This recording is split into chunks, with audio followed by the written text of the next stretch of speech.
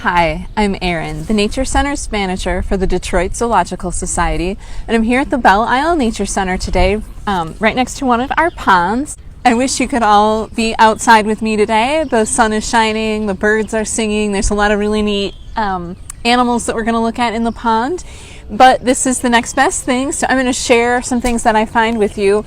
And we are going to start today with a story. And this is called Over and Under the Pond by Kate Messner, with art by Christopher Silas Neal. So as I read, I want you to think about what kinds of things animals need if they are going to live under the water, if they're going to live in the pond. They still need to breathe, they need to find food, they need to find shelter, and those are really important things for all animals. So let's think about adaptations that animals might have to be able to live in the pond. And some of the animals that we're going to see in the book today are going to be above the pond, and some of them are actually going to be under the water. Over the pond we slide, splashing through lily pads, sweeping through reeds. The water's a mirror reflecting the sky, sunshine and clouds, then a shadow below. What is down there? I ask. Under the pond, Mom says. Under the pond is a whole hidden world of minnows and crayfish, turtles and bullfrogs. We're paddling over them now. Over the pond, we skim past tall rushes, whirligig beetles loop and twirl, skaters on a warm summer surface. Under the pond, minnows dart through the waving forests of grass, while a brook trout lurks, ready to lunge. Over the pond, we lift and dip and pull past a row of painted turtles on a waterlogged tree. 1, 2, 3, they slip off and away. Splash, gurgle, sploosh, under the pond. Over the pond, cattails rustle and shush in the wind. Listen close, conk-la-ree. Red-winged blackbirds race by. One has grass for her nest. Under the pond, a caddisfly larva builds a home of her own, a secret shelter of pebbles and sand. Over the pond, the shadows of trees lean out from the shore. We coast under a low-hanging branch. A moose looks up with a mouthful of water lilies. We've interrupted his lunch.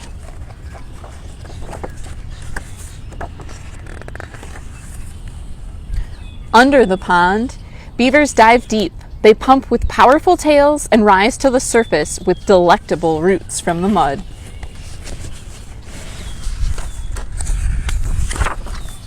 Over the pond, the wind gives us a push and stirs the light-dappled leaves on shore. There, on a branch, a new goldfinch teeters, finally ready to fly. Under the pond, tadpoles are changing, learning to hop. They're losing tails, growing legs, and growing up. Over the pond, there at the shore, tall and silent and still, a great blue heron stares down into the deep. It tenses, takes one long-legged step, and strikes. It catches a wiggling quicksilver minnow from where it was hiding under the pond. Over the pond we drift, heads tipped up to the sun. A woodpecker clings to a teetering pine, digging for ants. Under the pond, an otter claws for freshwater mussels.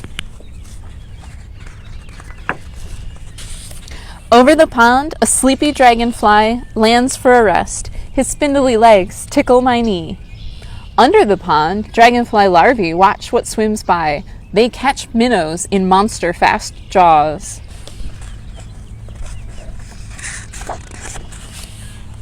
Over the pond, the shadows stretch. Ospreys circle on quiet wings. Raccoons and minks stalk the shoreline for supper. Under the pond, with a flip of a tail, a crayfish disappears in the dark. Over the pond, we head for home. We glide, swish, bump, right up onto shore as a far-off loon calls goodnight. The sky turns from sunset to dusk to dark. Night settles over the pond. This prowling catfish and drowsy turtles, the scuttling crayfish and tadpoles turned frogs, wading herons and stalking raccoons. And the hidden world under the pond. The end. So there were some pretty interesting animals in that book, and some of them actually have a split life cycle where they live part of their life in the pond underwater, and then they go through a metamorphosis and they grow up and change, and as adults they are out of the pond. And so we're going to take a closer look at some of those animals next. So the vocabulary that we're going to be working on today, and you're going to hear in many different forms, are larva, metamorphosis, adaptation, and aquatic. And some of the skills we'll be working on today are observation and making predictions. All right, so we are looking at our man-made pond here, and you can see in front of me some of the taller plants coming up where their roots are in the water, and you can also see a lot of the bright green this tiny floating plant called duckweed, and we'll look at that up close in a minute. It's actually the tiniest flowering plant in the world, so duckweed is a pretty neat little plant, and it provides some shade and some cover and some food for the animals that live in here. And so our man-made pond is pretty small, and so the types of animals that I expect to find in here are going to be the larvae of many different insects. And so we're going to catch some today, and I'm going to be really gentle with them. I'm going to keep them in water.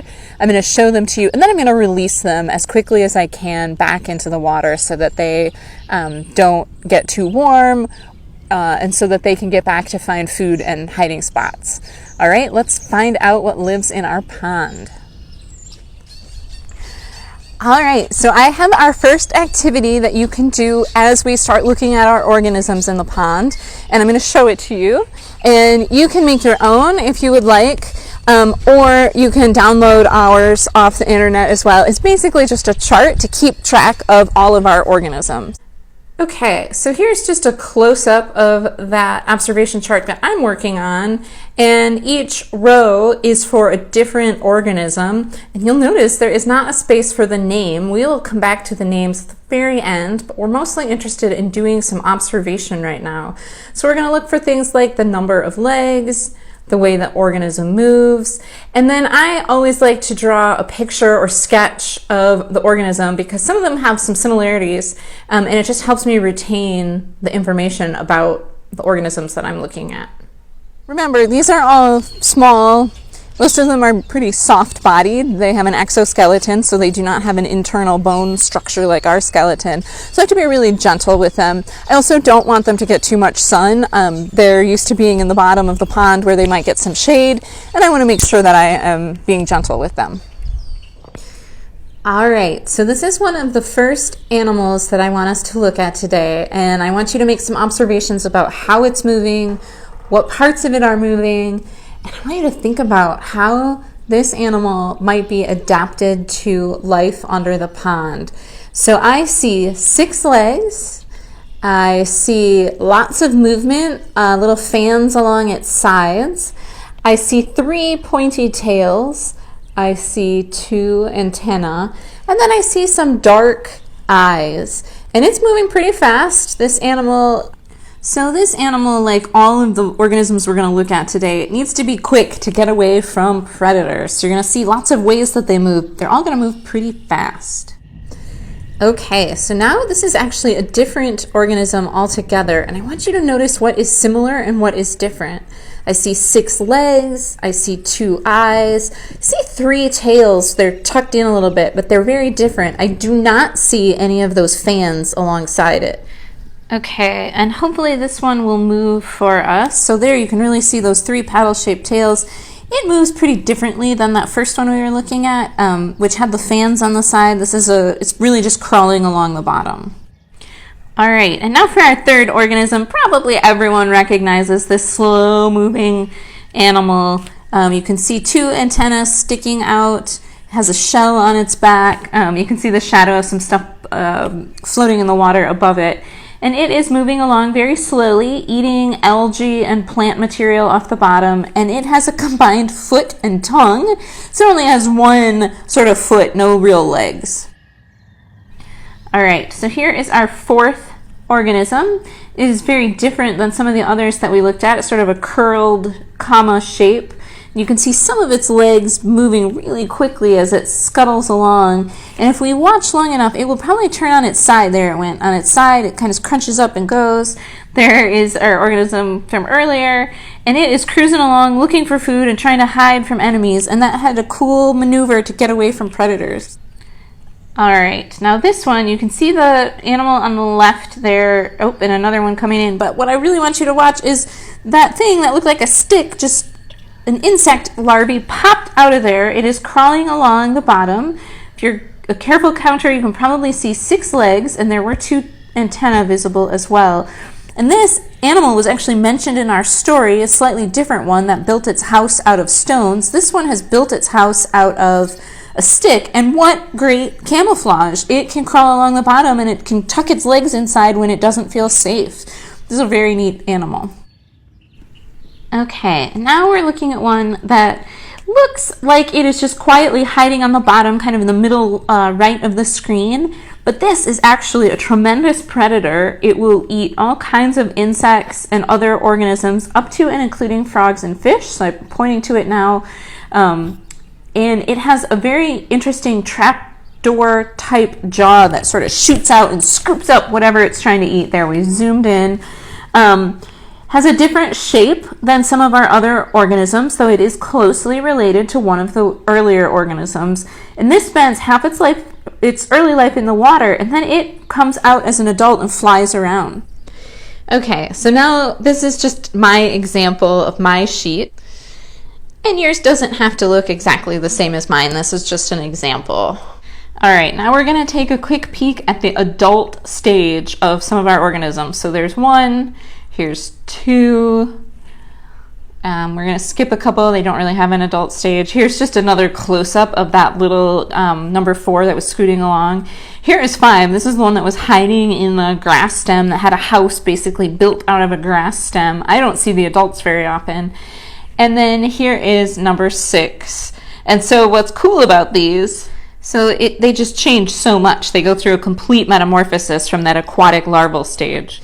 Okay, now we're going to take a look at these one more time, and I'm going to give you the identification. So this was organism number 1 with the fans alongside.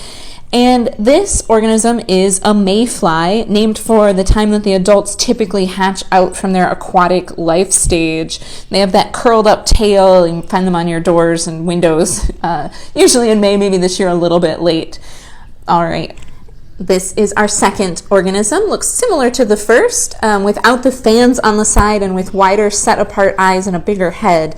This is a damselfly, so we see these in the summer as adults flying around ponds collecting and eating mosquitoes. Organism number 3, probably everyone recognized. That is a snail. There's actually a smaller snail riding on the larger snail's shell.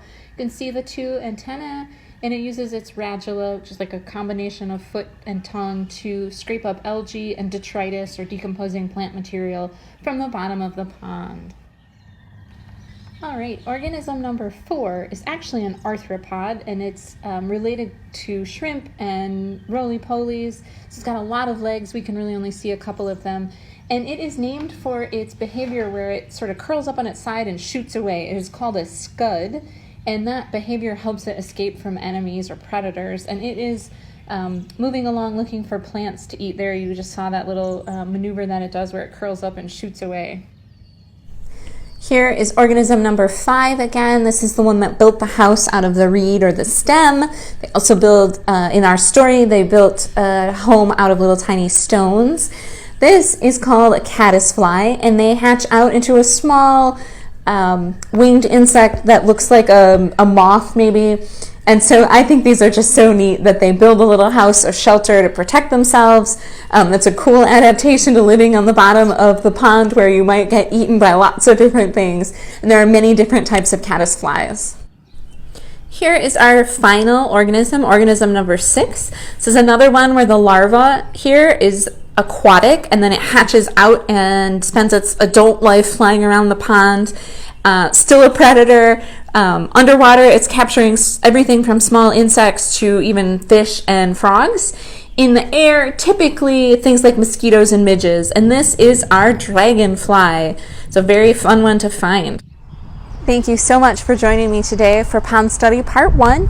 There are a couple more activities that you can do related to ponds, and we'd love for you to stick around for Pond Study Part 2 or do it on another day. In the meantime, I hope you are staying healthy, taking care of each other, and we hope to see you at the Belle Isle Nature Center someday soon. Thank you.